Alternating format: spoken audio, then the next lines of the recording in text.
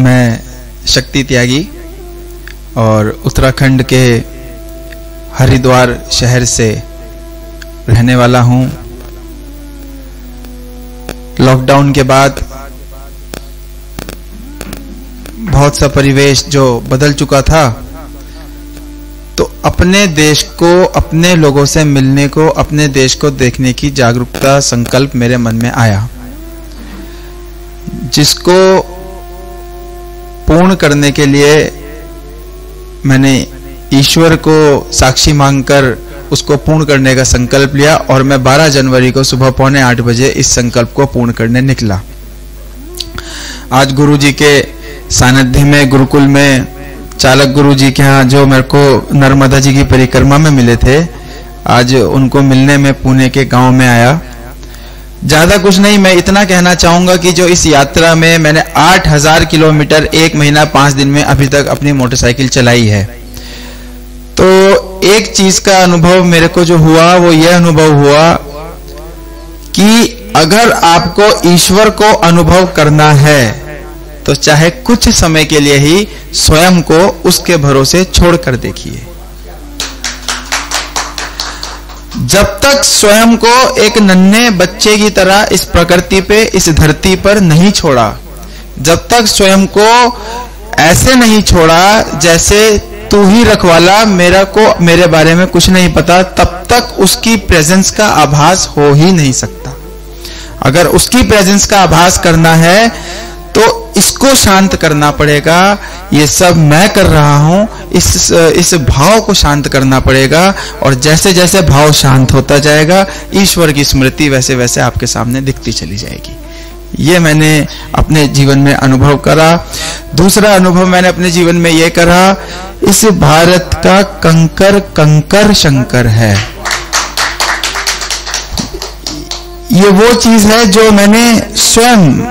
जो स्वयं मैंने मनुष्य में देखी है। जो आपको भूख लगी है तो कहीं भी, मेरे को 8500 किलोमीटर के सफर में कहीं भी ये कहना नहीं पड़ा कि मुझे भूख लगी है, सिर्फ मुझे पता था भूख लगी है और खाने की थालियां सामने होती थी। ये उस ईश्वर का जो वो एक परमात्म तत्व है जो हम सबके भीतर है, वो परमात्म तत्व इतनी चिंता हम लोगों की करता है।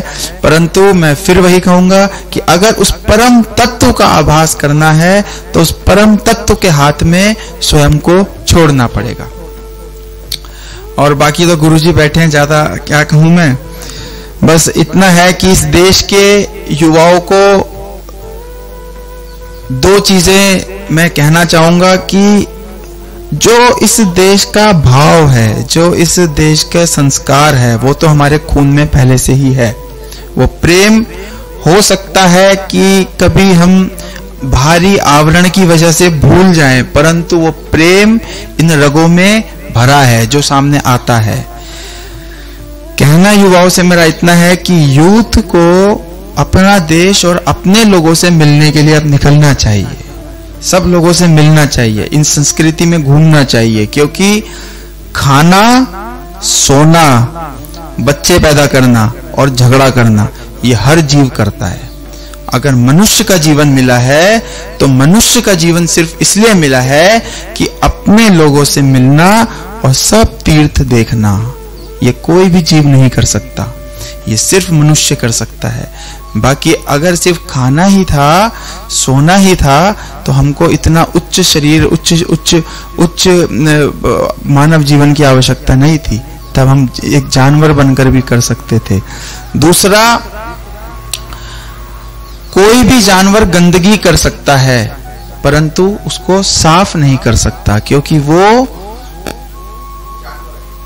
उसको वो इतना उसको सक्षम नहीं बनाया ईश्वर ने कि वो गंदगी में और सफाई में भेद कर सके। दूसरा, अपनी ही गंदगी को साफ कर नहीं बनाया।